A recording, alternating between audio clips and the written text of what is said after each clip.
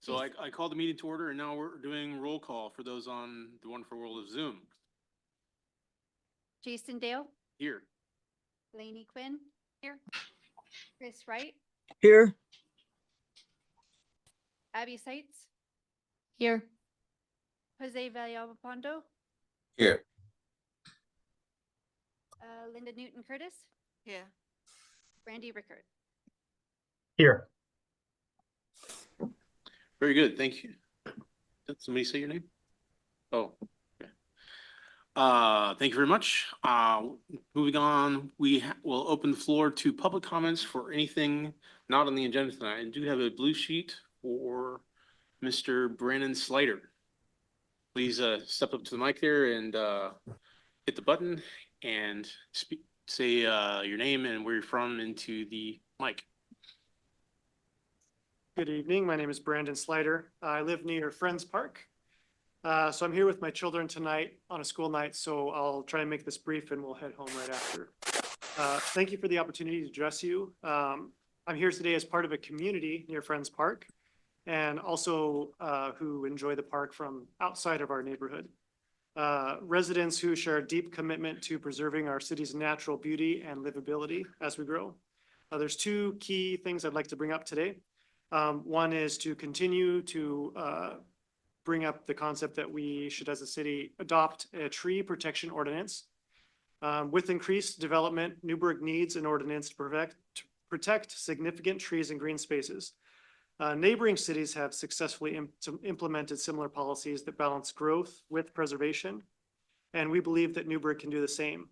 A tree ordinance would not only safeguard valuable natural resources, but also align with our community's goals of sustainability, beauty, and resilience.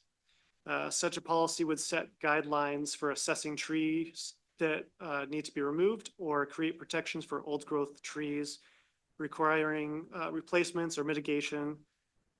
This is not only about, it's not about restricting progress, but it's about guiding a way that we can work together as a community to protect trees as we develop. I'm aware that as I've been speaking with the city planning and city manager, that this is primarily a city council issue, but I just want to continue to be in touch with the planning committee and everybody I can to let us all work together to get this figured out as soon as possible. Additionally, I wanted to bring up an issue regarding Friends Park. I understand there's a proposed tax lot adjustment at Friends Park.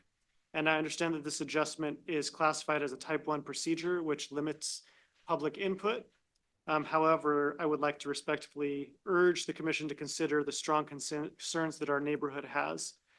The park is a valued green space for nearly 300 homes in the whole subdivision, with residents contributing an average of $300 each in property taxes to the CPRD budget. There's been a singular developer trying to take over a specific section of this park, which would destroy our western line of trees, removing shade for the summer. And we think that by allowing a singular developer to take over this land without input from all the community, we believe it's neither ethical nor beneficial to Newburgh's long-term quality of life. So I would like to extend my appreciation to the city manager, Mr. Worthy, who doesn't look like he's here today, who I've been in touch with regularly, and also the planning staff, some of which I've spoken with before, either in person or over email, over the past few weeks about the tree ordinance and a little bit about the tax lot adjustment. In general, we all believe that through constructive dialogue, we can achieve a balanced goal moving forward. So thank you for your attention. I hope the city will move forward, especially on the tree ordinance, but also allowing our neighborhood to have its voice heard on the tax lot adjustment. Thank you very much. Okay, thank you. Just 1 second before you go. Is there any commissioners have any questions for Mr. Slider? No, and thank Okay. you for being here. Thank you. Yes, Commissioner Newton Curtis. I have a question for, Is it related to anything on the agenda tonight or something else? related to what this gentleman has just discussed. Please. I'm wondering if there's any way that we can put in a recommendation to the city council to support what this gentleman has just proposed. Sure. If the planning commission would like to recommend that the city council pick up or work on a specific issue area, then I would suggest that kind of in the form that we did with there's a couple of different methods. Mhm. So the planning commission is welcome to draft a suggestion or recommendation or task someone to do it, and then it goes forth, and basically I would ask that happen in the form of a motion, so it truly comes from the commission as a body, not a single commissioner. Mhm. One of the ways that we kind of did that was the vacation rental temporary moratorium, although it wasn't successful. This commission made a motion requesting that staff draft a request for a temporary moratorium on vacation rentals while new policies were considered. And that was brought back by staff. The folks at this commission said that it looked fine. And then we went ahead and took that kind of approved letter to the city council. Now, the other way, if that can be a little lengthy because you guys only meet once a month, one way to do it is if one commissioner feels that they want to do something like that, draft the letter, bring it to have us add it to the agenda, Mhm. and we will add it as something for this commission to consider. And then you all can talk about it, perhaps make a motion and have it go forward that way. So if you feel, I would suggest that's probably the most expeditious way of handling that. And Okay. Clay, Mr. Chair, I'd also suggest another way to approach this that might be more comprehensive would be to recommend, if you were interested in exploring this, to recommend it as a work program item. So I understand planning staff will be bringing a draft work program to the commission and council to consider, and that way it can be balanced with all of the other work that the council has directed the city to do. And then you might be able to look at different dimensions of this, like usually a code would follow policy. And so where does the policy come from? Well, from an urban forestry study or an urban forestry plan. So there are many different dimensions to, nurturing and conserving the urban forest, one of which is through regulatory protections. There are other vehicles to do that that are sort of in the realm of stewardship and other non-regulatory approaches. So I don't want us to get ahead of ourselves, but I wanted to support what Clay is saying. And one way to frame this would be in the context of a planning division work program. Okay, so maybe this isn't the time to have a full discussion about this, but I'm wondering if we could have a discussion later, and I'd be willing to take the lead on that if that would be something.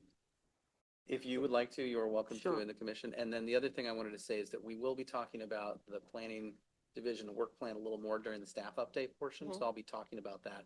And so that might, to Director Siegel's point, kind of be food for thought on a good place or a way to frame a recommendation in a productive way. Okay, that sounds good. Very well, thank you. Quick clarification. Go ahead. Question. He was saying that there's a type 1 proposal in front of city council at the moment? Does that sound correct? Some of that is correct. So what he had been referring to was correct. There is a lot line adjustment procedure that's underway. That is a type 1 procedure. So type 1 procedures are ones that wouldn't come to the planning commission. They also don't go to the city council for decisions. They're administrative. And so there's something that most of the ones that this commission deals with are either a type 3 procedure or a type 4 procedure. When we say type 1, 2, 3, and 4, that's shorthand for a bundle of actions that happen when certain applications come in. And a type 1 procedure is really just an administrative one that is between the city and its regulations and the applicant. There's no public noticing associated with that. There's no comment period. And importantly, no one outside of the applicant has standing. And that means that other outside parties don't have the opportunity to comment or to appeal the decision. It's intended, and it would be one of those kinds of procedures that typically would often, or that the public would often refer to as by right. Basically, if you meet the criteria for the city, you submit an application, you pay the fee, you give us the materials we need to evaluate it. Staff take that in, they look at it. If you meet it, you get approved. That's how it's supposed to work. Cool. Thank you for clarifying. And thank you again. Okay. Moving on. Do we have, moving on to the consent calendar for the October 24 Planning Commission meeting minutes. Do I have a motion to approve? No. This is Commissioner Wright. Faye just sent out the one that is you click on for the 10/10 is actually May 1st. Yeah, So Did everybody get to read it?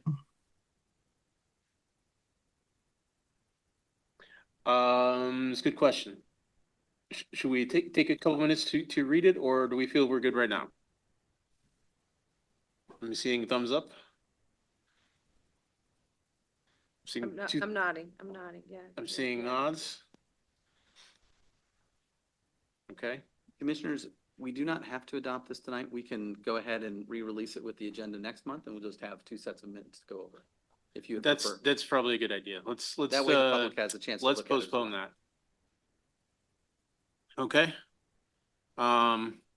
Moving on, we have a quasi judicial public hearing for a vacation rental property. So at this point, we'll call the public meeting to order and ask for abstentions, bias, ex parte contact, or objections to jurisdiction. Okay, hearing none. Move on to the legal announcement. Commissioner Sights. ORS 197.763 requires certain statements to be made at the commencement of a public hearing. The applicable city and state zoning criteria must be listed. This means that we must advise you of the standards that must be satisfied by the applicant prior to our approval of an application. The planning staff will list the applicable criteria during his or her presentation on the staff report. Persons wishing to participate in this hearing must direct their testimony or evidence towards the criteria stated by the planner or other specific city or state criteria which you believe apply. You must tell us why the testimony or evidence relates to the criteria. Any issue which might be raised in appeal of this case to the Land Use Board of Appeals must be raised in person or by letter at the local level prior to the city approving or denying the application. The law states that the issue must be raised in enough detail to afford the decision maker and the parties an opportunity to respond. This part of the law is also known as the raise it or waive it requirement. If you do not bring it up now, you cannot bring it up at the Land Use Board of Appeals. Failure of the applicant to raise constitutional or other issues relating to the proposed conditions of the approval in enough detail to allow the local government or its designee to respond to the issue precludes an action for damages in circuit court. Prior to the conclusion of the initial evidentiary hearing on an application, any participant may request an opportunity to present additional evidence or testimony regarding the application. The Planning Commission will grant such a request through the continuance or extension of the record. Thank you, Commissioner Sights. And once again, this is for CUP 24-0005. As for vacation rental at 1801 East Fulton Street, and staff report, please.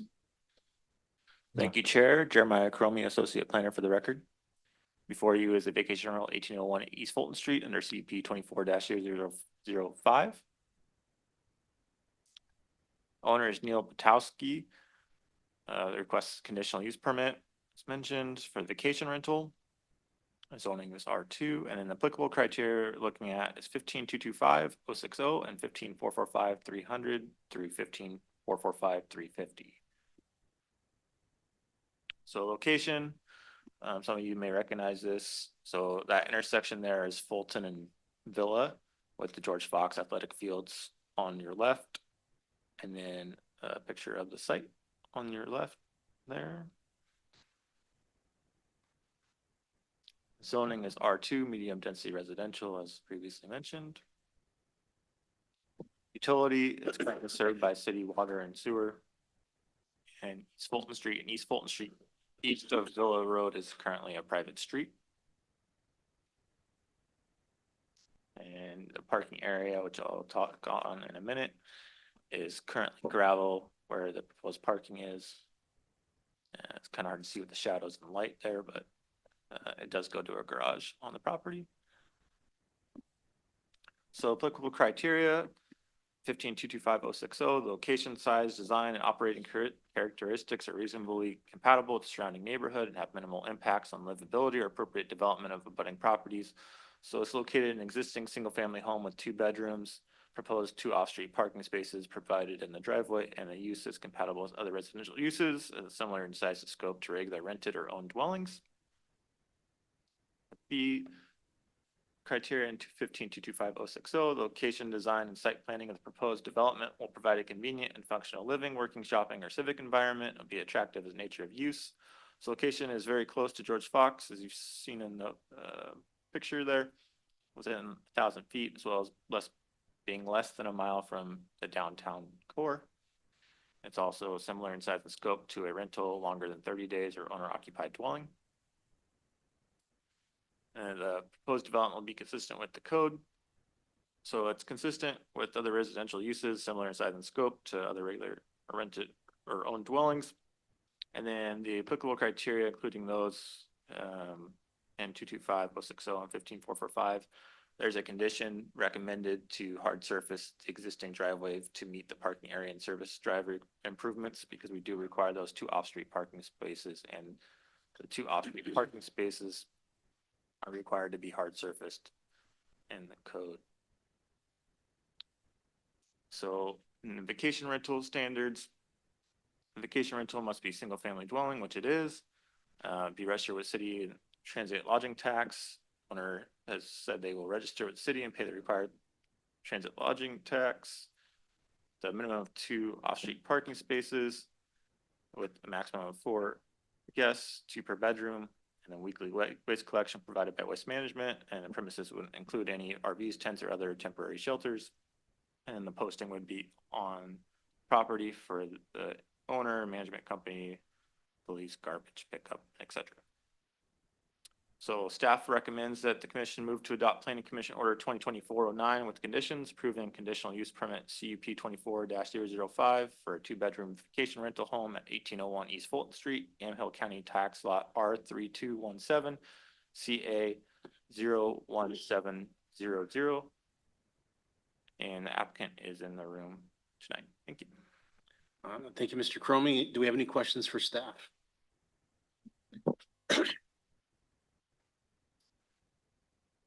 Okay, hearing none.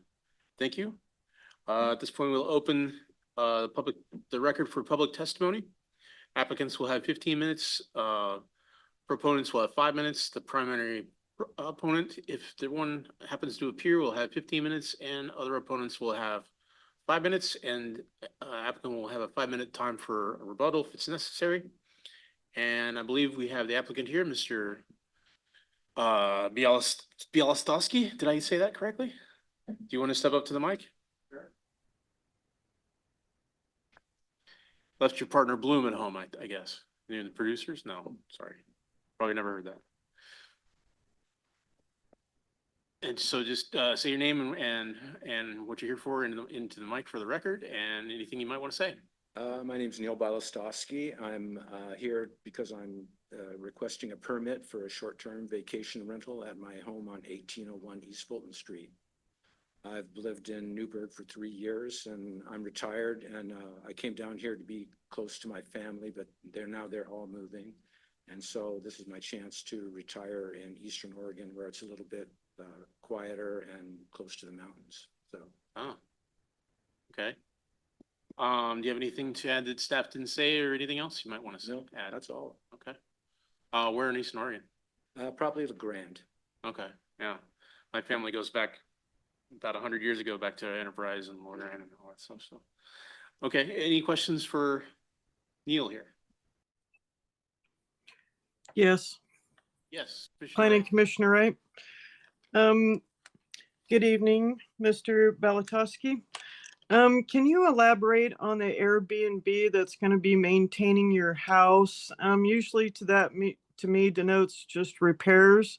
Is this to include landscape maintenance and emergency repairs? And will you be allowing pets? And how will you address noise, potential parties, and limits of occupancy? Well, the permit limits the occupancy to 4 people, 2 in each bedroom. And the house is going to be managed by a company called Lifestyle Management it's a local company here in Newburgh that has, I think, 40 or 50 homes that they already manage. So they're well aware of all the kinds of issues that come along with that. And they will be responsible for everything except for maintaining the grounds. There'll be a separate company that will do the landscaping. But Lifestyle Properties will manage the Airbnb part of it, and they will ensure that there aren't any problems with people who are renting. And I think if you go out and look at their website, you can see that they have a really good reputation. So I don't believe there's going to be any problems with any of that. Okay, any further questions for Mr. Bielostowski? Okay, thank you very much for your time. All right, thank you. Do we have anyone else here that wishes to speak on this issue, or anyone on Zoom, Faye? Okay. All right, this time we'll close the public record and move on to final comments from staff and a recommendation. No further comments from staff. Staff would still recommend the commission move to adopt Planning Commission Order 2024-09 with conditions approving the CUP 24-0005 for a two-bedroom vacation rental home at 1801 East Fulton Street, Yamhill County Tax Lot R3217 CA 01700. Thank you. Does any commissioners have any questions for staff? No. No? Okay, very good. Moving on to deliberations. What do we think about this application? Commissioner Quinn. It's about as cut and dry as they come, and even so, the applicant has already departed. It seems so cut and dry. So I think we can make a recommendation if anyone cares to, unless there's any. Okay, Planning Commissioner Wright, yes.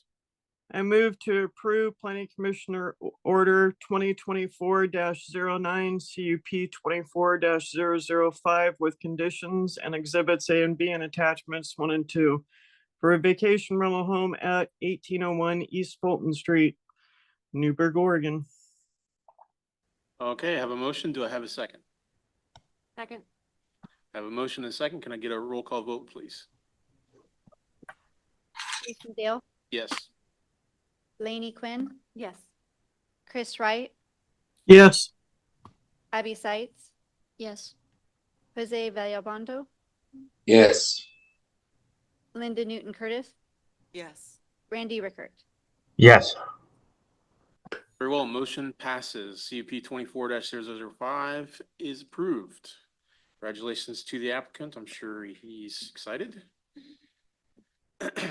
Moving on, we have a legislative public hearing, and we're continuing this one and the next one. So staff would recommend that you open the hearing and continue it to your December 12th, 2024 Planning Commission meeting for staff to work out some issues with the Oregon Department of Transportation that we are currently working through. Okay. So do we have to open the public record on that or no? If you don't, we would have to send out a separate Measure 56 notice. So the Measure 56 notice has gone out for tonight's hearing. And so staff would have to prepare a second notice going out to the property owners in the district. Otherwise, if you were to open the hearing and continue it, a new notice would not have to be sent out. So it seems like we should probably open it to continue it so we don't cause further confusion. for Well, the you open residents. the hearing, but then you don't open the public record. So that way we don't have Yeah. to further confuse and Right. alarm any residents Okay. unnecessarily. Okay, very well. At this point, we'll call the legislative public hearing for DCA 19-0008, CPMA 19-0002, ZMA 19-002, which is the Craft Industrial Comprehensive Plan Map Zoning and Development Code Amendments hearing. And at this point, we'll call for abstentions and objections to jurisdiction. Okay. And staff has asked for a continuance. So at this point, I'd like to ask for a motion for continuance. Planning Commissioner Wright, Go ahead. I move to continue this hearing to December 12th, 2024 at 7 PM, Public Safety Building in Newburgh, Oregon, in the Denise Bacon Room.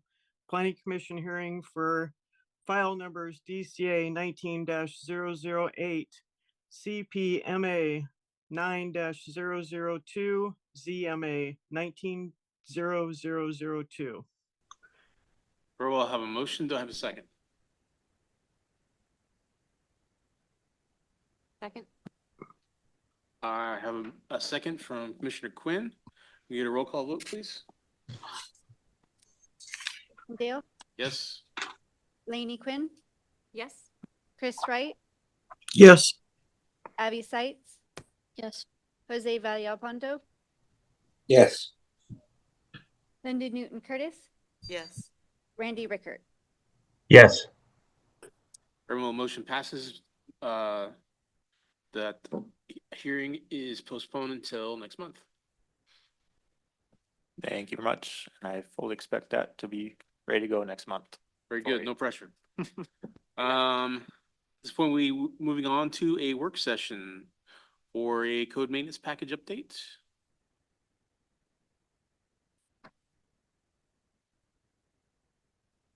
And we're blessed with Mr. Siegel's presence.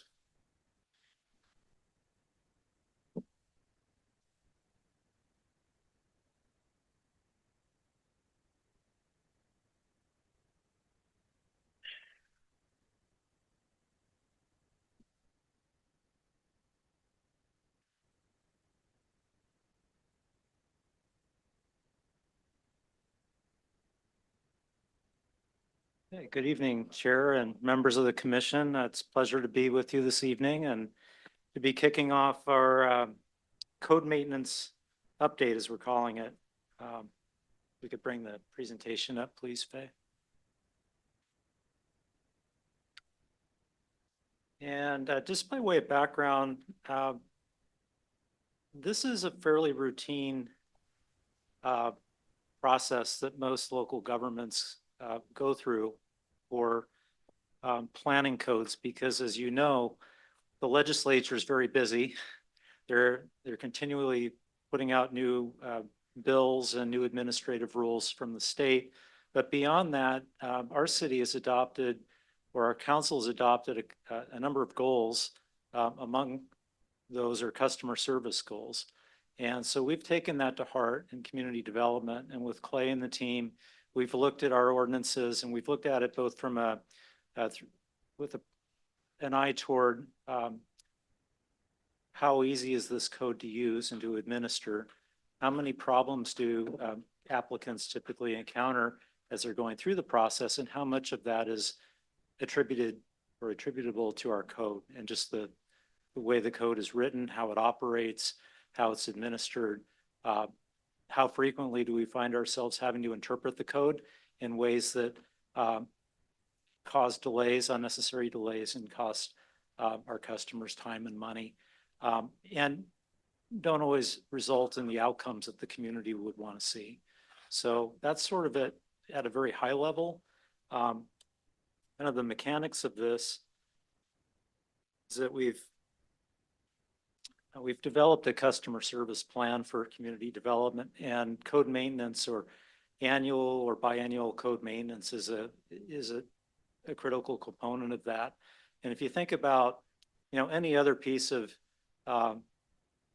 any piece of equipment, or a computer hard drive, or a car, you take care of your car, you have to maintain it. A code or a set of regulations or administrative rules are not unlike that. You think about, year over year, elected bodies like our city council enact new policies, adopt new ordinances. The city approves master plans, and the legislature adding layers upon layers of regulations and mandates to that.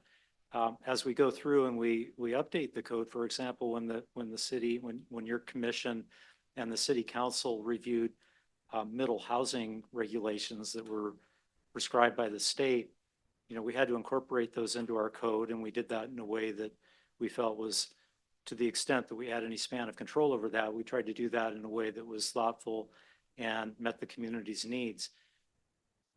When you go back and look at that work, and you look at the body of work from my predecessors and their predecessors, and as Clay had mentioned at the beginning of your meeting, we've had a lot of new staff, a lot of turnover in this organization. And so when you add layers upon layers of new regulations and mandates, and new eyes and new people, professionals administering these codes, it begins to reveal weaknesses, or it begins to show areas where there's been deferred maintenance, and there's really a need to make housekeeping or maintenance updates to the regulations. So when we looked at this, we developed a standard operating procedure for it. I had meant to attach that to our staff report. We'll be sure to include that when this comes back to you. And really the basic approach is that we're looking to, number one, correct the code where we know that it's incorrect. And that could be everything from, a cross-reference or a citation that's incorrect or an ordinance number that isn't right.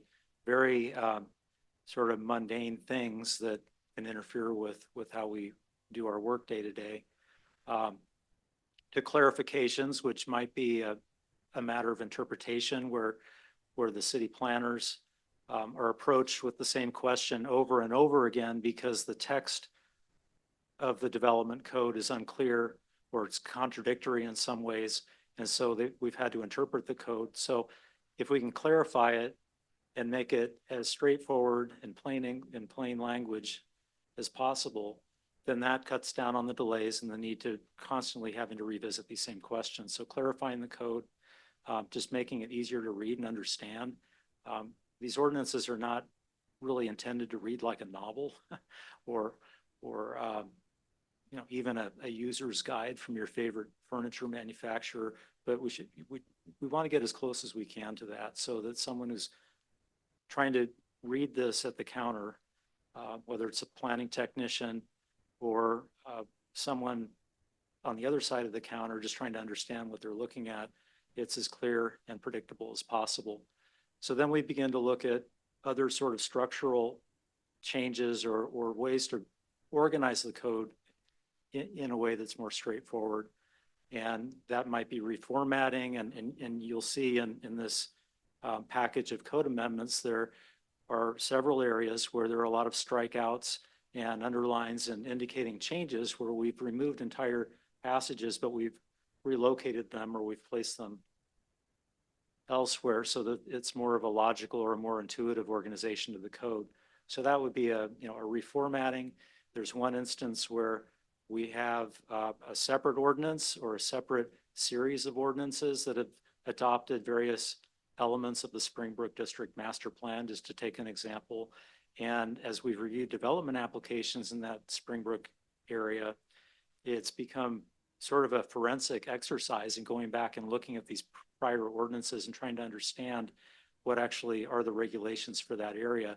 There's a table, we call it the Development Standards Matrix, that we've incorporated into the development code that was not previously there, just as an example of what we mean when we say we're reformatting or reorganizing the regulations. The fourth bullet up there is complying with state law and planning rules. I'd mentioned this. You will see in this package, there are several areas where we are proposing updates to the regulations just simply to comply with current law. One example of that we'll spend some time on is on the annexation chapter. And there's a provision in there that says that all annexations will come before a vote of the people in Newburgh. And there, the city of Newburgh does have the ability to refer some annexations to the voters if it's annexing an entire service district, for example. When the fire district and the city merged, I'm assuming there was a vote on that. I don't know. I believe so. Yeah. So that's an obvious example of where elections would occur with annexations. Another example of where an election would occur is if a group of property owners in a particular area came together and they asked the city to initiate an election so that they could decide in a democratic way whether or not they wanted to come into the city through an annexation process. That would be more of a local election. But what the legislature several years ago preempted cities like ours from referring all annexations or just any annexation to a popular vote of the people. And they did that, I believe, the legislature's intent was to streamline a process where cities have adopted comprehensive plans that have been coordinated with the respective counties and to provide a clear path for people who are wanting to come into a city and are doing so in a voluntary way in order to connect to services and be part of that city. So when the legislature passed that law, there are a number of cities, ours included, that had regulations on the books that were no longer effective or operational. So that's an example of where we're proposing some changes to the code in order to comply with current law. We're updating that to to reflect what we can do in the way of annexation elections. And there are other proposed changes in there as well. And I'll talk a little bit about what's not in here, because I think equally important. There are mandates and various statutes and administrative rules that have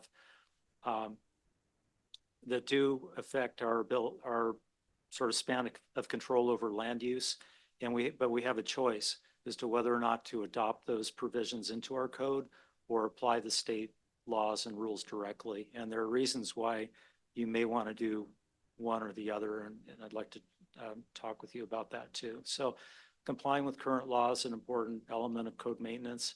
And then finally, this is probably the most, I'd say, subjective or policy oriented aspect of this work, is where we're looking at process improvement generally under that council goal of creating and maintaining a high level of customer service. So we've looked at the code and we've tried to find some sort of low level minor, what we call minor policy changes that would remove what might be unnecessary impediments to just the business of doing development or having a business or expanding your home or doing those sorts of things. So process improvements that we would characterize as either administrative or minor policy changes in general. So that's sort of the purpose and intent of what we're looking at here. What it does not include are major policy changes. So, what would that include? There are a number of items on your work program, on the planning division's work program, that are intentionally not, that we haven't tried to fit under this sort of umbrella of code maintenance, because just by their nature, they involve a lot more community involvement, a lot more community outreach and deliberation. So an example of that would be, the short-term rentals or the vacation rentals update. Clearly, that's not a maintenance update. There's been a big community discussion about that. There are a number of other items on the planning division's future or forward-looking calendar that you receive every month. And those are some items that this commission and prior commissioners have identified and we continue to track. And some of those items, as I understand, may be elevated. They might become a work program item, or the council may direct us to do that work. Some of what I think you've been tracking and the staff have been tracking over the years, where we saw that there was some sort of congruency with what we're calling code maintenance, we've tried to address that, but we have not tried to do any more than that. So we're not looking at major policy updates. There are some minor policy changes, and I'll talk about some of those here in a moment that we'd like your input on. Is this too significant of a change? Is this something that we should take up as a separate project? And so that's a question for the commission. Non-land use items. So, obviously we're not looking at fees.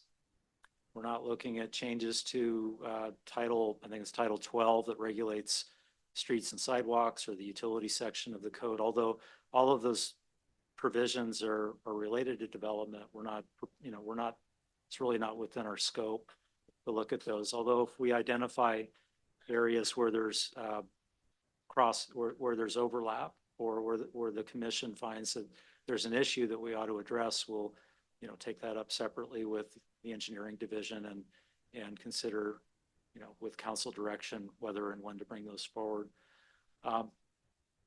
So I think that's kind of what this includes, and what it doesn't include.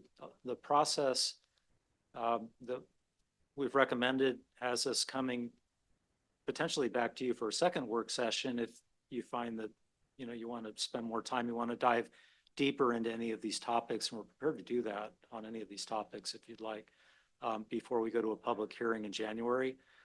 It does require a notice to DLCD, which we're prepared to do following this work session. And then we go through the legislative hearing process with council. So just sort of a scorecard here and what we're looking at. These packages, there are 4 packages, actually 5, including the cross-referencing update to the business license section. These packages are organized based on the numbering of the code, so hopefully that's easy to navigate. And we'll go through those sort of in that order. There are 10 changes, as you can see, to the procedures and general provisions. There are 15 under the land use applications section of the code, 8 under zoning districts, 8 under development standards, and just that 1 cross-referencing update to the business license section. And again, back to the why. This is sort of how it breaks out there. Some of the amendments accomplish multiple objectives. So where we're making a correction, we might also be clarifying the code or addressing other objectives here, process improvement. But hopefully this gives you kind of a high level playbook on what we're looking at. This evening, I wanted to focus on what we think are some of the more significant amendments, get your input on the scope. If there are any provisions in here that you want to pull aside and you want to study further, you don't want staff to bring forward as part of this maintenance package, that's what we're here for, is to hear if there's anything that requires more work or you have questions about. And it's not for deliberation or decision-making tonight. It's purely a study session. So with that, I'll stop and ask if you have any questions about what we've been up to and why we're here tonight. We're going to go through kind of high level the contents of this, or at least the more significant changes. Thank you, Director Siegel. Do we have any questions for him and his presentation? Not yet. Not yet. Right. Got to do more reading. Okay. And what I would suggest for the commissioners and anyone who's anyone else who's watching or following along, or anyone who might decide to listen to this or watch this afterwards as it's recorded, what we'll be doing is going through the staff memo as an outline of the various sort of contents of each package. And I think that's the easiest way to navigate that, to go through each package, looking at those tables in the staff memo, and then we can dive into the file or the package that corresponds to that. So if you have the memo open, we'll go through that, and then we can also look at the code amendments. So in the first package of code amendments, Newburgh Municipal Code 15.100 Procedures and General Provisions, package 1 of 5. There's a lot of housekeeping here. You see the word clarify repeated again and again. There are two changes that I've highlighted that I think may be of particular interest to the commission. The first is the very first amendment under 15.05030, definitions, building code consistency with for exempt accessory structures. And so if you're in the code amendment file itself, it's on the very first page of that file, Exhibit A1, Part 1. And get up to the first page of that. It's actually page 3 with our numbering. And it's a very small change, but it's significant. So under definitions of accessory structure exempt, please speak up if you don't know where we're at. Well, I don't know if it'll be legible if it's too small, but you can try if you're willing to follow along in that way. Is this the one that specifies 10 to 15 feet? Yes, good. That's a good test. So that change, that change is saying that these are structures that are exempt from review or land use review. And what we're trying to do here is align that with what requires a building permit, what doesn't require a building permit. So a detached accessory structure, residential structure, that does not exceed 200 square feet and a height of 15 feet under the building code does not require a building permit. And currently our land use code exempts structures that do not exceed 200 square feet and a height of 10 feet. So you can see that we're trying to align those two. And what would we look at through site design review that we wouldn't be looking at if that change were made for a structure that is, say, 12 feet tall?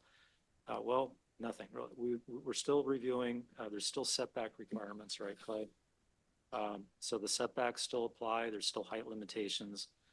So there's really, what it does is maybe it shifts the responsibility onto the property owner to know what they're allowed to do, what they're not allowed to do, because they're not going to be coming in for land use review on that, and they're not required to get a building permit in any event. So that's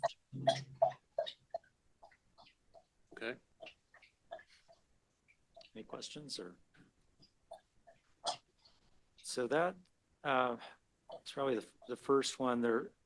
The next several amendments, if you're looking at table 1 in the staff memo, the next several amendments, or actually the next amendment, which is 15.100.020, type 1 procedure for manufactured homes.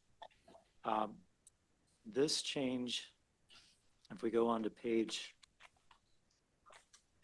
4 of the code package, Exhibit A1, Part 1, what that is doing is it's adding manufactured homes to that list of permits or actions that are reviewed through a type 1 procedure. And they're already reviewed through that procedure. This is clarifying that is how that would happen. And it's intentional because we're allowed to regulate manufactured homes as far as we regulate single family.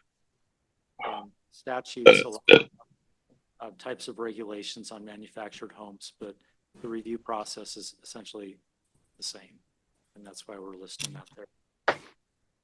Any questions or? I do have a question on that. Is there already a definition of manufactured homes? You said it's already in there, so is there already a definition and that's helpful to reference if this inevitably comes up? Yeah, I'm going to ask one of our staff to confirm that for you. It's a term. Yes. So in the special use standards section, it's referred to regularly. There's an entire suite of regulations tied to that. And then if you also went into the general provisions, 15.0.05, then we use typically the term manufactured dwelling in that. That's another defined term as well. So which is a relatively common way for us to have special use standards, us tied with certain types of development that are specific.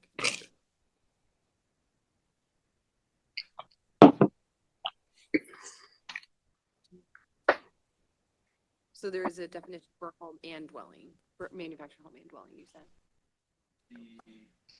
The term that's used in 15.05 is typically manufactured dwelling. I'm going to check for home. We do. We do have both. So, and it's referenced inside the definition uses manufactured dwelling is a defined term, and then manufactured home is also one. So there's some interplay between those. Okay. Great. Thank you, Clay. Okay. The next item on this list in the staff report that I wanted to call your attention to is middle housing land division appeals. And it wasn't clear in our code that the appeals process for those land divisions is the same as it would be for other type 2 decisions, 14 days. And so we wanted to clarify that. And I think that's consistent with the statute as well.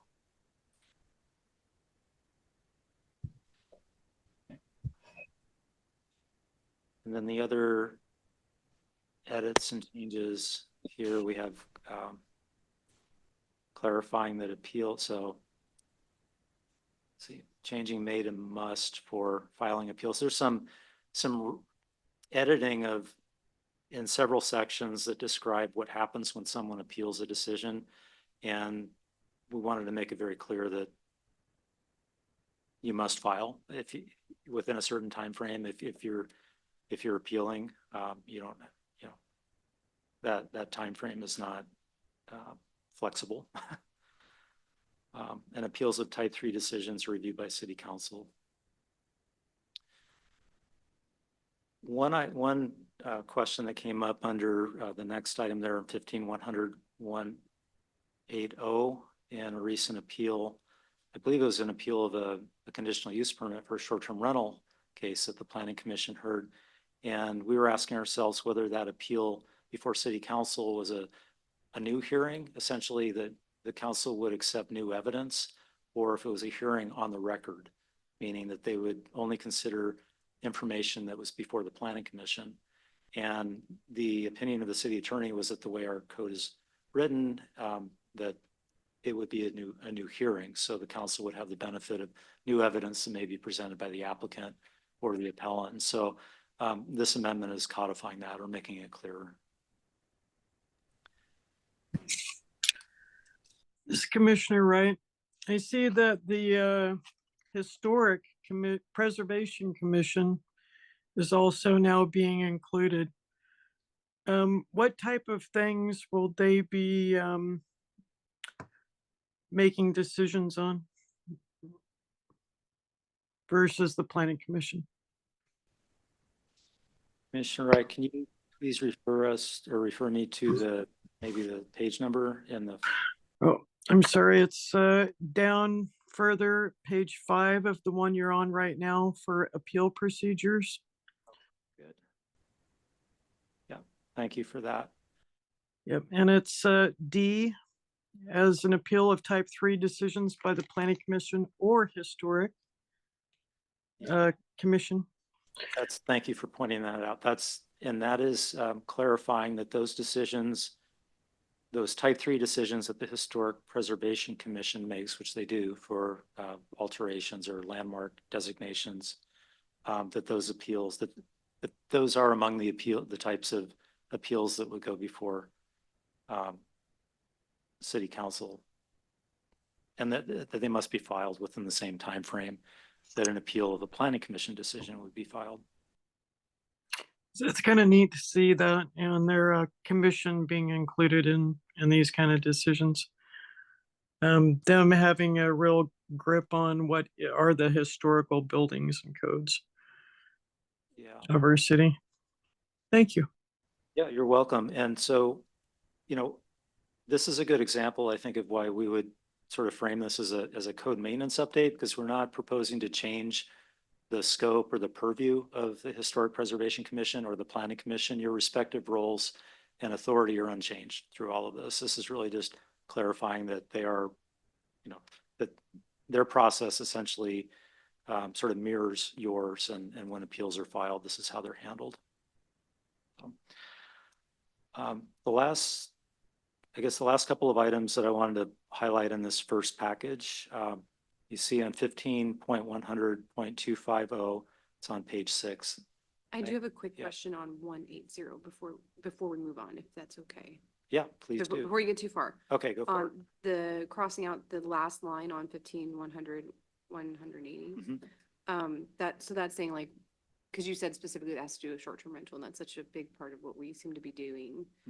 So that's saying if they do appeal effectively a conditional use permit, that doesn't come back to us, and then it goes up to the City Council, but it's a new hearing. Do they still refer to the record? Is that like part of the process, or is it just like scratch? The record does go up to the council. Okay. And then the council has the ability to accept, or the authority to accept, more evidence or new evidence. So they would have the benefit of your deliberation and the findings that you make, and would also be able to consider new information, because sometimes there is new information that. Sure. that So can- that it's taking it off of our plate from the appeal once it's been denied or Yeah. approved, if I guess, any appeal, and then it goes to them from I there think there- versus back to us. Yeah. and Okay. That's a good question. Yeah, Commissioner Quinn, because I think the council always has, and I'd have to maybe check their the charter, but I think they do have the ability to remand a decision back to the planning commission. I think if they did not feel that they're prepared to adjudicate that appeal, and that if there was some, I don't want to say a procedural defect, that happened at the planning commission lower, they could remand it, but that would be very unusual. Okay. I think the sort of the standard practice is that it would go up to the council and they would make a decision. Thank you. Do you have any? Yeah. One of the things that I would mention is, I think some of the discussion around this one, when we talked about it, was distinguishing between the mention of new hearing and record hearing in this context. And so it seemed like that last sentence was confusing about which of those two are we really trying to say is happening? And in consultation with our city attorney, we felt it was clear up front in the first sentence in the statement that it's supposed to be a new hearing. And then the last statement kind of muddied the waters on what it was really supposed to be. So we're clarifying that that new hearing is what's going forward. And it's not until you get to that second appeal that it becomes a record hearing. Yeah. Thank you. Thank you, Clay. So the last item in this package at 15-100-260 on page 7. Yeah, I'm kind of skipping over this item 250. We're updating the DLCD, the state notice requirement from 45 days to 35 days. And that was a change that the state made. The state said, we're willing to accept these notices in, a shorter time frame, 35 days. So we're updating our ordinance to reflect that. And then the last item on this package on page 7, simplifying the code to improve noticing by using the same 20-day deadline for posting as we use for mailing. And this seemed like it could just be a source of confusion, both for the applicant and for property owners or neighbors, that they would receive a notice in the mail, was it 20 days, or that it would mail 20 days before, and then the notice wouldn't go up on the property until 10 days before. So we wanted to align those two and afford, we thought, well, what if we change them both to 10 days, or should they both be 20 days? And we said, well, we're not proposing any policy change here. We want to make those consistent at 20 days. And that rounds up the first of these 4 packages. Are there any questions, or is there anything that you saw that we didn't address or that you had questions about in this first group? Does this feel like this is maintenance? This is the first time we've been through this. We want to make sure we're not overreaching. So, okay. All right. So we'll go on to table 2 in the staff report. And this is the section that sort of gives us the procedures for various types of land use permits. And let's see. Okay. So a lot of what we're doing here is updating and hopefully making consistent the procedures for how long permits are valid for, when do they expire, how are they extended, how would an applicant go about asking for an extension, how long can they be extended for, all of those sort of questions that come up when the market changes or properties change hands or someone runs into an issue with their development. Like, I don't know, we had a project in a town where I worked where they ran into a lot of large boulders. I don't know if that's a problem here. And it slowed the project down to the point where, it took them an extra 6 months just to get a building permit and move forward on it. So we wanted to look at this with an eye toward, process improvement and predictability. And also, looking at this like, all right, what are the outcomes? What are the outcomes that the community expects when someone has gone through the process of getting a land use approval? In many cases, these are, it's a public process. And then they don't see anything happen for a year or 2 years or 3 years. And at what point does the community really, at what point do you sort of lose faith good faith with the community that, you know, you've approved a project and then it languishes and it doesn't, nothing happens for, you know, 10 years. And so we thought, well, from a policy perspective, if the standards have not changed, if we would apply the same standards to a project today that were applied to that project, the same scope, the same development program 2 years ago or 5 years ago, maybe that's okay.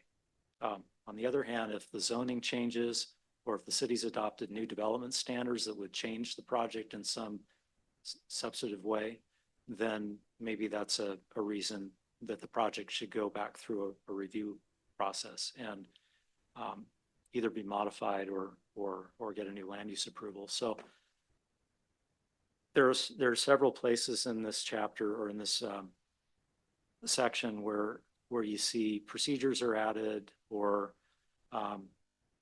we've streamlined things for customer service. We've extended or established time limits for permits. And we've tried to do that in a thoughtful way so that those sorts of things are considered. Have the standards changed? Is there a reason that you would want to see someone go back through the conditional use permit process, for example, in a shorter time frame than we would for a subdivision that's, you know, that's been approved? So I would like to spend some time on this because I think there's some policy choices here that we've tried to get them right. You can tell us if we have. So the first page or the first page of text on page 3 of Exhibit 1, A1, Part 2, it shows that we've said for code adjustments, and I think this is consistent for other types of permits too, that you, well, it's not the same for all. So for code adjustments, 2 years is how long you have to begin your project after you've received approval. And then it can be extended by 12 months and you can do multiple consecutive extensions if you need them in order to complete the project. But what we're proposing to do here is change in other sections of the code where it said you've got to complete the project. I think that's how it's written. You know, you've got to get certificate of occupancy on a site design review application. This just happens to be code adjustment language. And we thought, well, that completing a project was at 6 months, Clay? It was 6 months for site design review to complete a project. Well, for some projects, it can take that long to get a building permit, not by any fault of the cities, it's just sometimes that's how long it can take from the point that you've got your land use approval to get your building permit. And we thought, well, you know, it seemed like there was a good reason to give people more time to actually execute on their project. So you'll see both in the site design review section that's on pages 4 and 5, and also in this section that you've got 2 years to execute on it, and then you can request extensions 12 months each, not to exceed 5 years. And then elsewhere in this section, it talks about what you need to do. You don't have to complete the project. You just have to get your, apply for your permit, your building permit, or submit your public improvement plans if you're required to do some frontage improvements. So each of these sections is somewhat similar, but there's some differences. When we get to conditional use permits, we'll see that that's a little different for some reasons. We can come back to this if you'd like, but the code adjustments and variance procedures are meant to align with site design review, and that's on page 4. Could I ask a quick question? Yeah. So you may have said this already, and I may just not have understood what was being said, but with the extensions, is that just an automatic thing? Or is there criteria that's written somewhere else around that? Yeah, so the criteria are actually embedded in these sections here. So where it says you may request an additional 12 months each not to exceed 5 years upon written application where necessary to complete substantially the same project, so you're not changing your project, for which the adjustment was granted, and the applicable code adjustment criteria and zoning of the property have not changed. And so if typically you'd have a site design review approval that has some code adjustment or adjustments connected to it. So you wouldn't just be asking to extend the adjustment. You'd say, I've got this permit. I want to extend the timeline for the whole project. The site design review, there might be variances. And so you'd have to meet those criteria. And the criteria for site design review would say, and I think they do, that, you know, the standards and the zoning have not changed. So. Thank you. Yes, you're welcome. And so the reason for this is that, you know, that we're looking to do this is for clarity, for consistent application of the code, for streamlining the process where, you know, the extent reasonable, and to provide, you know, better customer service where we can. So we're going to come back to this idea of extensions and how much time you have to complete your project. The next section in the code, which is on page 4, site design review. We were looking at this with an eye toward, well, a couple of things. We have the state middle housing rules that we wanted to make sure we were not conflicting with that. So, and that says basically that middle housing types, multiplexes, townhomes, cottage clusters, are all to be reviewed through the same process that a single family home would be reviewed by. And that's that's our type 1 process. So it's, we're not changing how these projects are reviewed, but we wanted to make it clear that, you know, this is how they're reviewed. And we do have some types of projects that, like single family homes and accessory dwelling units, that we do not require a separate land use application form and fee. They're reviewed as part of the building permit. So if you submit a building permit for a single family home or an accessory dwelling unit today, that would go through our building permit referral. So all the departments that review building permits, planning, engineering, building, Tualatin Valley Fire and Rescue, if they review it, would review that permit, and we would apply the standards in the development code. Engineering division would apply engineering standards for streets and utilities. And that process, that's the process how through which these usually small residential projects are reviewed. And the state law says that we have to apply the same procedure to middle housing. But middle housing in the past has gone through a more involved land use process, a type 1 process, even though the same standards apply. It required a form, a fee, an initial land use decision, a type 1 decision that was not appealable by anyone other than the applicant. And then it would go to a building permit. And so if the state's telling us that these have to be aligned and they have to be reviewed in the same manner as a single family home, and we're not applying any standards that are unique to that other than what's in our code, then we wanted to align those. So that's what on this page you're seeing type 1 with an asterisk, and that's indicating that these are projects that are reviewed through the building permit process and do not require a separate land use application. Cottage cluster is the only one that's unique, and that's because of the infrastructure that's involved and the need to look at that with, you know, typically in a cottage cluster development, not all of the homes are fronting onto a public street. You know, there's a private access lane. There are utilities that, you know, are going out to each of those cottages. And so, you know, it's still a type 1 process, so we don't believe we're running afoul of any state rules, but we wanted to have that ability to look at it through a land use process so that, you know, both for the applicant's benefit and to ensure quality control on our review. So the applicant can hear about, oh, were you thinking about dividing these cottage sites in the future? Well, you might need to be aware that, you know, thinking about the layout, easements and utilities and everything else, it's just more complex than a townhome project, which would typically align along a street. So before I move on with some of these other changes to type 1, are there any questions or any feedback on what we've done here with, I call it type 1 and type 1 light, even though that's not what it says. Nope. Okay.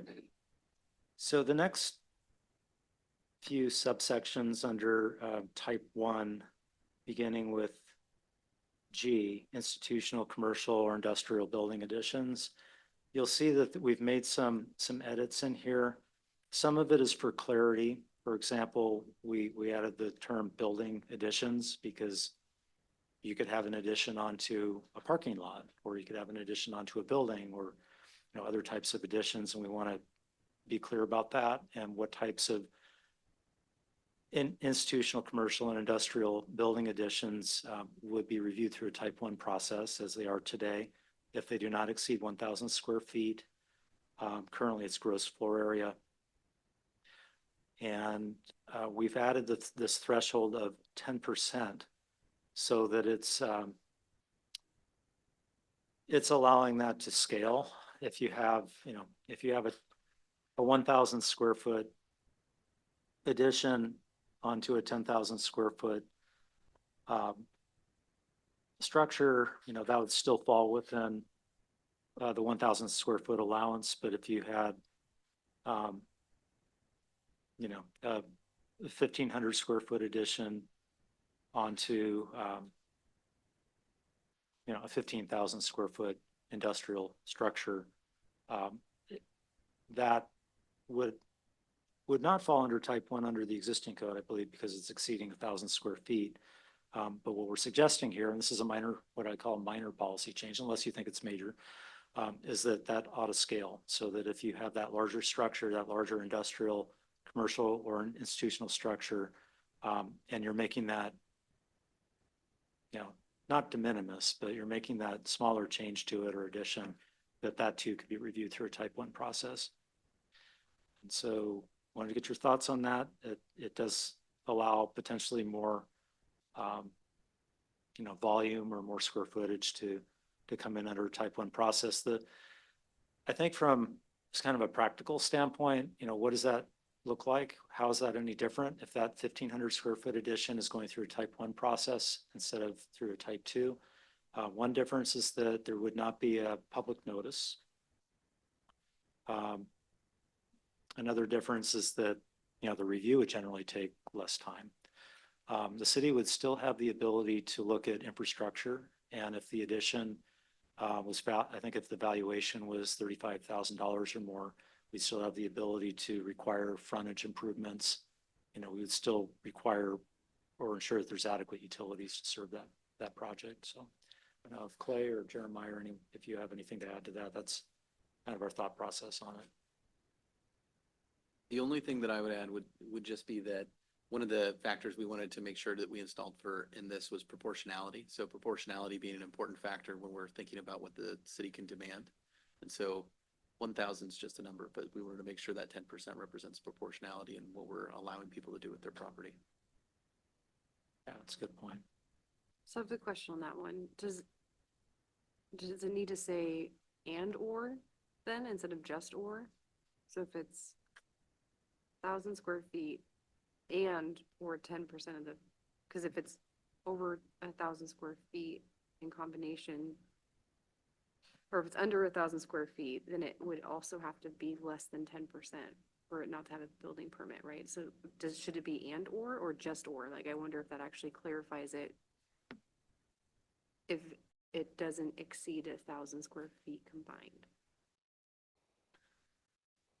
In my mind, this is written similar to how we've written some other areas because of the whichever is greater component piece that comes after those, because it says 1,000 square feet or 10% in gross floor area of an existing structure.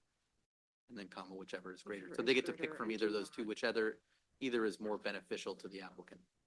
But they get at least 1,000 square feet or 10%. So if they have a structure that will make up an imaginary structure, anything larger than 100,000 square feet in size, which would be roughly 2.5 acres, Mhm. be pretty big. Yeah. But if you had something that size, then they could do an addition that's 10%, or Mhm. that comes up to that 10%. So, Mm. and that's that proportionality aspect, that for something that size, that would be a relatively minor, it could still be minor for that sort of a structure or development project. Okay. So, and the next, couple of changes here, just really, breaking out different types of smaller projects because we wanted to be very clear and, not have any gaps, not miss any. So we have, multifamily additions and remodels, and with that, we wanted to make sure that it was not, allowing anything that's increasing the number of dwelling units or density to go through type 1 because there is more of a public interest in, seeing that. I think, you're talking about additional parking requirement and impact on the surrounding area. So it's 1,000 square feet or 10%, whichever is greater, but not adding any dwelling units. So through that addition, and same for multifamily additions and remodels that are internal. So we wanted to, in a couple of areas, both residential and non-residential, if it's internal. In fact, if it's, there is an exemption outright, I think, for commercial internal remodels that are not changing the use, not intensifying the use at all.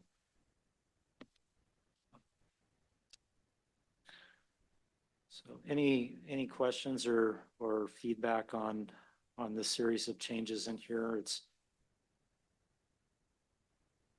It's really just trying to clarify how we look at these different types of projects.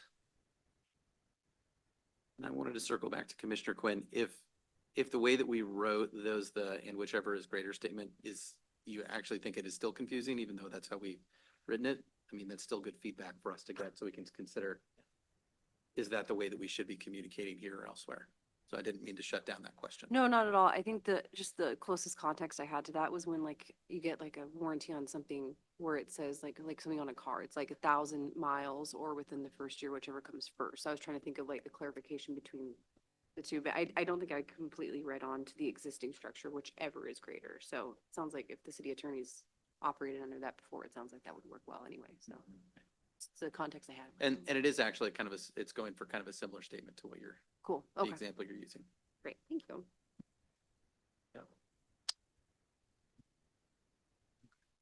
I did want to call your attention to a page numbering glitch here. It looks like we had a page break on page 6. So in the staff report, if you're looking at that index for those items that start on page 6, it's one page later, page 7. So apologies for that. So yeah, I think it looks like through pages 7, we are making similar changes to the site design review time limit expiration, allowing 2 years, which is the same as what's allowed for preliminary plats. So we wanted to kind of synchronize all of that and changing extensions from 6 months to 12 months each. And also clarifying what's required to maintain your approval or vesting. And so it looks like that's on pages 7 and 8.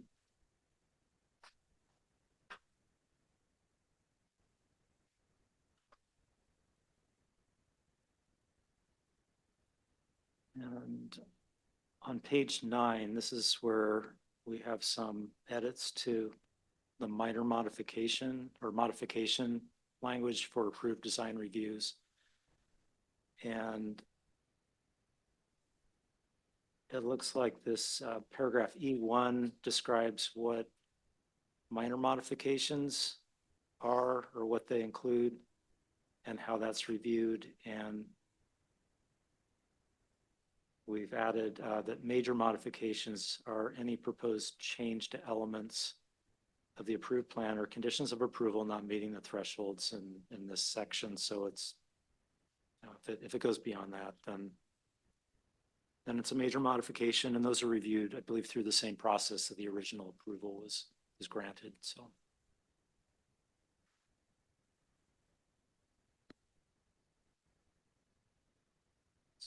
Let's see, on page 10, I think this, I'm trying to remember in what context this question came up, having to do with wetland delineations. Director Siegel, I can Yeah. attest to can that. you So help that? currently, it's required for preliminary plats to have the wetland delineation done as part of the submitted application. And this would just add this to the site design review, as it's currently not, but we do need that information. Great. Thank you, Jeremiah. Let's see, pages 10 through 13. It looks like a lot of edits here, but I think, and Clay, correct me if I'm wrong, but this was sort of reorganizing criteria. You want to talk about this one? I think you were initiating. Yeah. So most of this was just trying to improve readability and when you're going chapters. So one of the things that our site design chapter does is it kind of punts to all of our development standards, but it does it in a way that's out of order with how the other chapters are organized. So it would be as if you were counting instead of 1 through 10, if you counted 4, 5, 6, 3, 2, 1, 7, 8, 9, or something like that. So instead, you're just putting them in order. So now we're going 1 through 10.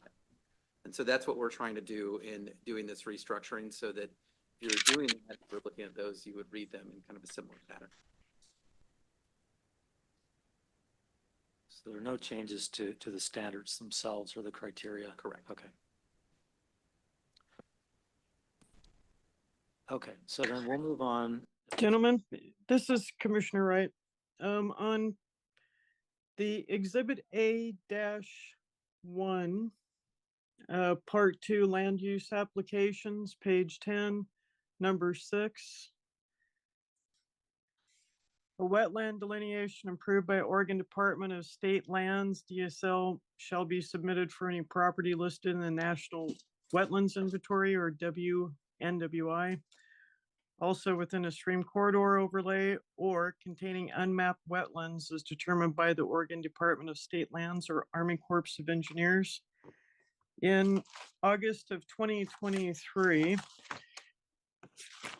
me see my notes. In August of 2023, the U.S. Supreme Court ruling stripped federal protections for millions of acres of wetlands previously considered under the Clean Water Act.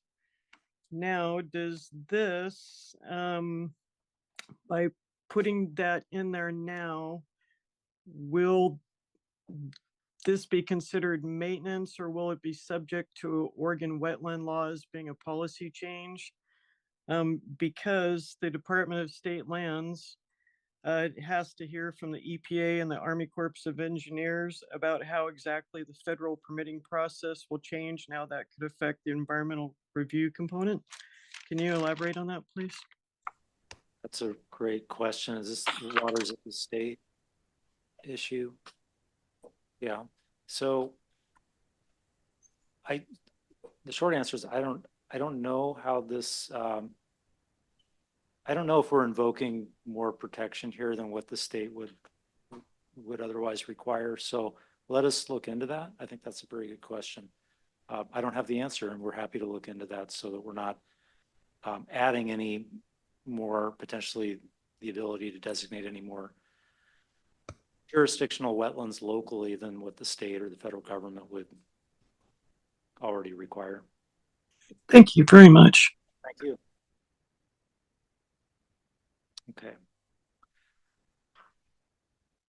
So, Chair, what I thought we would do, and we're doing very well, by the way, and we didn't expect to get through all of this tonight, but if it's if it's the will of the commission, we would, we can wrap up at the end of this, section 2, Sure. and then return, at your next meeting to cover the rest of it. That's what we were prepared to do, unless you wanted to. Okay. forge Yeah, ahead. let's do that. Okay. Where do we fall in the breakdown? Because there was 15, 14, like how many have we made it through? Like, are we halfway at least? Do we know? 'Cause there's like only one on the last one, wasn't there? Yeah, you're, So, are we- so that, yeah, let's see, there were, I just want to make sure. we're just kind of- eyeballing it, I think we're about halfway. Okay. Yeah.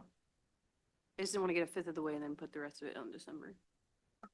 Oh, we're doing well. Good job. So let's see, I'm gonna find my place again here.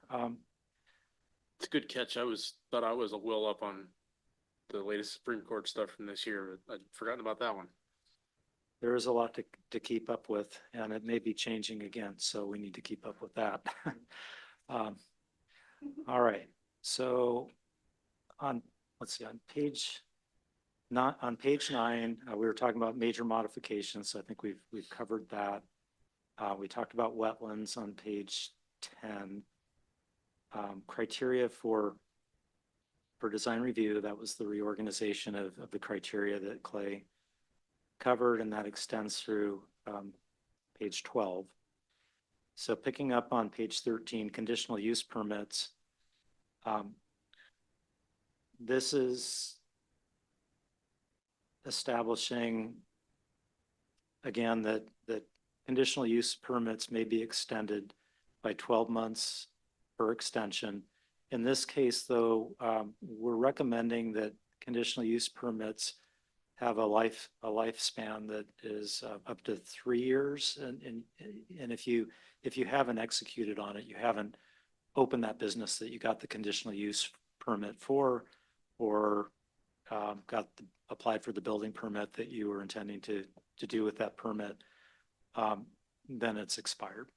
And the reason for, you might consider a shorter horizon on a conditional use permit, 3 years instead of 5 years, ultimately with those extensions, because a conditional use permit, as you well know, is for a use that's not permitted outright. It's contingent on a contextual analysis of the neighborhood or the surrounding area and the impacts that use might have. And so as the years go by, the surrounding neighborhood or the context changes. And so that would be a reason for considering a shorter horizon. We still think that 3 years is an adequate amount of time for someone to execute on that, but that's ultimately your call on if you would recommend that or not. So I wanted to get your thoughts on that. So you're saying it would be the 3 years would be the horizon if it wasn't executed in that time, then it's just void. Not that if they were operating that 3-year period that they'd have to reapply. It'd Yeah, be that- exclusively if it wasn't adopted effectively. If that conditional use had not been activated, and for example, with a vacation rental, if they had not obtained the business license and started operating. So. Any thoughts or? I like that. I mean, I like that as well. I think that really provides some flexibility, considering all of the mishaps that people can have with building issues, remodeling or whatever. I think this is wonderful. Thank you. You're and welcome. it wouldn't necessarily solve the problem, but I feel like if I'm understanding it correctly, a lot of the pushback we've gotten with conditional use permits with specific reference to short-term rentals is that they could be passed on through ownership, right? It wasn't that it was just who applied for it. It's like for that property. So if somebody applied for it for the property, sold that property, and the new owner had no intention of doing it, then that'd be one less on the books. Is that an accurate interpretation? So this would not affect that. So one of the things is the entitlement associated with conditional use permits is considered running with the property as opposed to running with whoever owns the property or whoever the applicant was. It's associated with the property itself. And so it doesn't change when the ownership changes necessarily. Yeah, So that's but something if the owner who applied for it ended up selling the property and the new owner didn't, so it would, after that 3-year period, it would still. This would be something completely different associated with Okay. effectuation rather than continued, continued use at change of ownership. So this would be just on just getting it initially activated. And I think that with respect to vacation rentals has been with assuming that the property has, or the Yeah, activity has has been activated. used. Okay. But then what happens to it over time as perhaps ownership changes as it, and that has happened in town Mhm. multiple times. So we've gotten anecdotal stories of people telling us that, of real estate agents Mhm. asking questions about those sorts of things. Still like it though. That's good. Okay. Yeah, good questions. So the next several pages up through page 16 are making similar updates and sort of defining extensions and adding language for expiration of permits. It's related to property consolidations, property line adjustments, preliminary plats. Currently, there is no expiration or provision for extending those permits if they're for property line adjustments. And we thought that was something that, you could get a property line adjustment approved in 2024 and, it doesn't get recorded at the county. We never know what happens with it. And then someone shows up at our office or at the county 10 years later. Hey, we got this approval. We want to record it. And no one knows, what's going on. So we thought, well, we should just align that with these other permits and give people the flexibility, give them the time that they need to, record their property line adjustment, but set some reasonable time limits on that. So similar sort of updates around plan unit developments and, what's required to show that you're making progress on that. So, public improvement guarantee is a way to do that. That's on page 16. And on pages 16 and 17, we have the flexible development standards process or provision for, and I don't know that this has actually been used before in Newburgh, and maybe someone here would know. The city adopted a code, I think it was in the mid 2000s, as part of an overall update to housing policies and standards. That it essentially, what it does is it allows for variances or code adjustments and additional density in some cases, I think, where a development includes affordable housing, deed restricted affordable housing, so that it's sort of a voluntary, what we call an inclusionary housing ordinance, where you're required to have some affordable units, but it's voluntary. So the applicant or the developer chooses to use that. It hasn't been used to our knowledge. We are just, again, making a housekeeping or maintenance update to say how long you have to construct those units and trying to make sure that we're affording enough time to do that. So the recommendation is 3 years to construct those. There was affordable housing construction by itself, maybe what's it been, 10 years, 15, 12, something like that? But I don't know if it's part of a PUD. I don't think so. I think it was its own thing. That's the one over there by what is it, Deskins off of Meridian.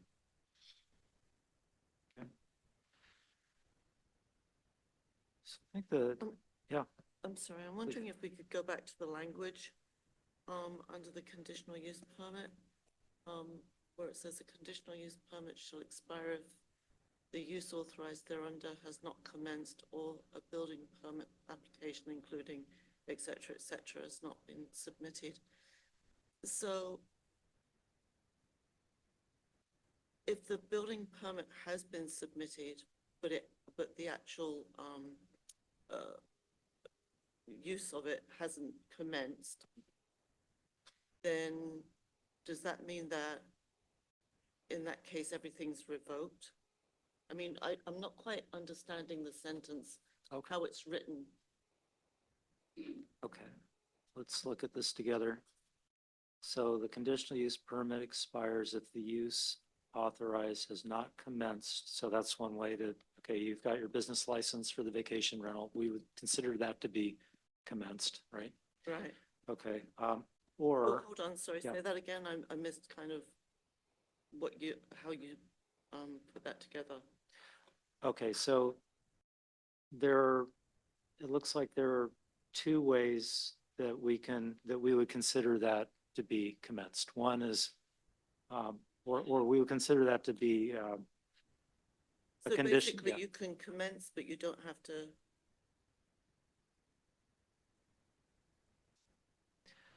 Okay, a building permit application.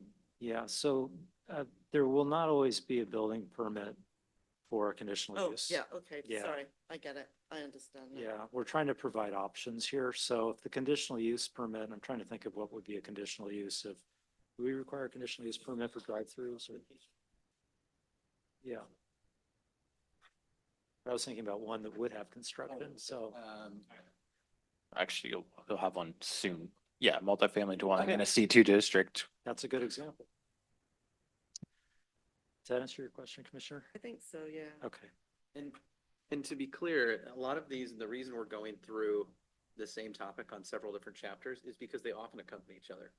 So the conditional use permits, when they do come up and include building things, they often have a design review associated with them too. And I think that the Hallworth development, that came here to your commission, maybe 2 years ago. So I think the two of you would have been here. I'm not sure Commissioner Quinn was here yet. Commissioner Wright was probably here. But those sorts of things, some things pair together on a regular basis. Same with variances, often accompanied something that someone wants to build and they want to have some flexibility on standards. Yeah, no, it's been a long day. I was misreading it or misinterpreting it. Oh, good questions. The last two items that I wanted to cover here with you this evening, one is the annexation section, which I talked about earlier when we were introducing the topic. And beginning on page 17, there's a little sort of background narrative there that discusses this. And there are certain occasions when the city can require a vote. Typically the annexation requests that we see are individual properties that the owner's wanting to bring into the city so that they can develop it, connect to city services, or if they have a failing septic system, they may be, required to annex and connect to sewer. But those are not the types of annexations that cities can refer to the voters for a popular vote. And so we're making those updates here. And the city does have in its charters, a requirement that annexations are subject to a vote. So that's another thing that we will need to look at with the council and ask how they want to approach that. I don't think that, it's just not operational under state law. It's not something that we can do, except there are certain, and it actually puts some restraints on the city where the city would otherwise be able to compel annexation. So under state statutes, cities that have, where there are unincorporated properties that are not within the city that are surrounded by city territory or city land, the state allows cities to compel annexation of these, what they call islands. And the council's had some discussion of this. I think last spring we had a sort of a study session about the topic. And but Newburgh in its charter and in its code does have this requirement for an election, and it's for the property owners within that area. So the city's not really in a position to compel annexation of those islands unless, if the property owners approach the city and say, we're considering annexation, we don't know if all of our neighbors are on board, if they'd want to do it, but we want to give them that opportunity to vote on this. And so that would be an example of where the city could, with consent from those property owners, initiate an election so that they could decide. So that's sort of a kind of a nuance to all of this, but we wanted to make these what I consider to be maintenance updates to the code to clarify, what we can and cannot do in that area. So if there are any questions from the commission or feedback?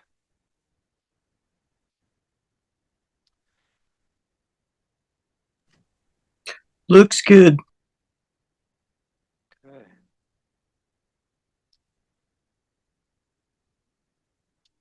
All right, I take it back. There were actually two or maybe 3 amendments in here that, oh, I'm sorry, that's in the third package. We're not going there. That's something we'll cover next time. So that's all that I have to review with you this evening. Okay. I appreciate your careful review of this and the questions that you've asked. If this sort of format works for the commission, this is how I would propose that we go through the rest of the package at your next meeting. Okay, very good. Okay. Do we have any questions or comments for Mr. Siegel? Thank you for putting that all together. Yeah, thank you very much. Yeah, that looks like it was a lot of work. Yeah, It was a team effort, so everyone contributed, and we wanted to make sure that, everything that we were putting forward to you, one, was vetted by the planning staff, and two, that we could, operationalize it once it's adopted so that it's actually going to do the process improvement that we're looking for. So thank you for your. very good. Okay. So if we're finished with that, move on to items from staff. I will keep it relatively brief, but I did want to note, so sent as a supplemental memo, I sent kind of the typical forward-looking calendar, also sent kind of a very brief memo, mostly focused on some of the community engagement activities that we have coming up in the coming 2 months. So one thing I wanted to note is for the December meeting, in addition to the items that are noted there, we're going to have likely another informational item that's going to be for the 2025 Planning Division Work Plan. So at the beginning of this year, we kind of instituted the first work program or work plan that was approved by City Council. And that was really a communication tool to get a handle on what their biggest priorities were, because what I had found coming in about 2 years ago was that we had multiple lists of things, and it wasn't clear which things were the most important things. And it wasn't clear if they'd come from planning commissioners, if they'd come from staff, if they'd come from staff that were no longer here, if they'd come from any other community members, or if they'd come from City Council. And so that was something that we did, and we took it directly to City Council, but we never shared it with the Planning Commission. However, noting that there is a laundry list of items that always follow on our forward-looking calendar, one of the things that I'm hoping that you all will be able to help us with is determine what are these things that are usually noted in anywhere from about 5 to 10 words that is a topic, because that represents something that might be appropriate for us to consider on a work program. And also if there's anything new that hasn't been discussed. And so Jeremiah is going to be bringing this forward at the next one, and it'll be a discussion. If we need to bring it back or continue those discussions, we don't have to do it all at once, but we are planning on taking that to City Council tentatively in January, which is what we did last year too. So we want to try and stay on that schedule. One of the other things that I want to do at that time is we'll bring the latest version of our current work program and show you what we've been working on, because the format will probably change somewhat, but we'll continue trying to track those for City Council, the public, the planning commissioners that want to know what we're up to, that sort of thing. So if anyone before next month wants to look at that list of things that have come from prior discussions, but they're pretty broad, and just ask yourselves, do you know what these are here from? Because I don't necessarily know what they're here from. Director Siegel wasn't here when most of that list was created, nor any of our other planning staff. So whatever input you have from us would be helpful, and we'll figure out if these are still live things that need working on. So that's the forward-looking calendar, as well as kind of an issue on the work program that we're going to work on. So staff, including Director Siegel and Leanne Wagner, worked on a rent burden workshop, or rent burden households workshop that was hosted yesterday, and that was approximately 20 to 25 people. Okay, about 20. Yeah, and so I heard, although not from you, that it went well. Okay. So that was nice to have that. And so that's something that we were required to do by the state, but it's also something that's an important topic. It's because we had a certain level of rent burden households in demographics associated with Newburgh. So it's something that was an identified issue here. In addition to that, I put an update on here about vacation rental regulations. You all have been hearing about it. You will be receiving an email tomorrow that specifically encourages you to get the word out for us. So if you are willing to share it with any of your people, or you've heard anyone express a grievance that feels like they've got an opinion, that would be a great person to share this stuff with. And so we'll be sending that over to yourselves and the city councilors who attended, or everyone, but since everyone on this commission was invited to that joint work session, thank you for those of you that were able to attend, by the way. That was very appreciated. And I think it was great for staff. Hopefully it was good for the city councilors as well. But that'll be going out. And so whatever you can do to help us get a turnout for those. We do have three basic events on those. One is an in-person open house, another one is a virtual open house, and then an in-person operator forum. And that's where we take some of those questions that we're going to ask at those open houses, and we flip it to talk a little bit more about feasibility for someone operating or potentially operating a vacation rental. So those are the formats we're doing to get some feedback, see to what extent some of these initial recommendations that have been proposed line up with what the public thinks should happen.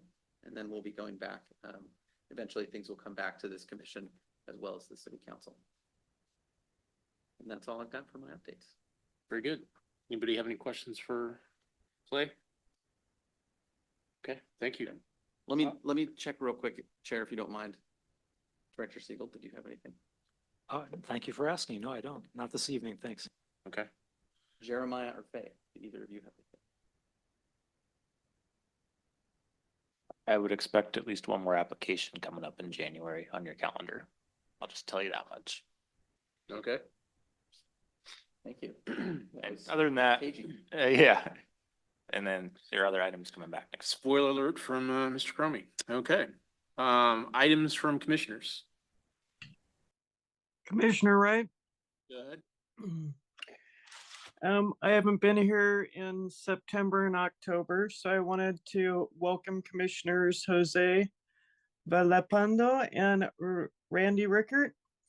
And congratulations to Glenn Cloyd, our City Council ex officio.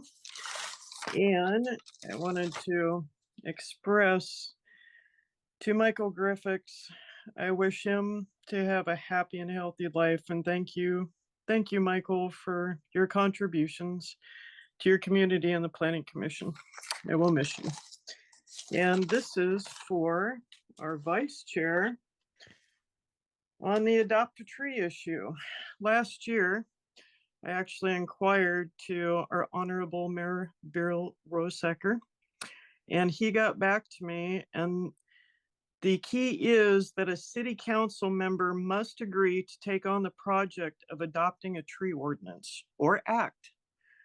And so the draft suggestion may also need to have a recommendation as a commission, or motion to inquire to city council members of interest in taking on this project. And maybe, just maybe, we might get our wonderful city councilor Glenn Cloyd, our liaison, to take on the project. And that's all I have, and thank you. Thank you. Anyone else wish to add anything? No, hearing none. Thank you all for coming tonight, and we are adjourned.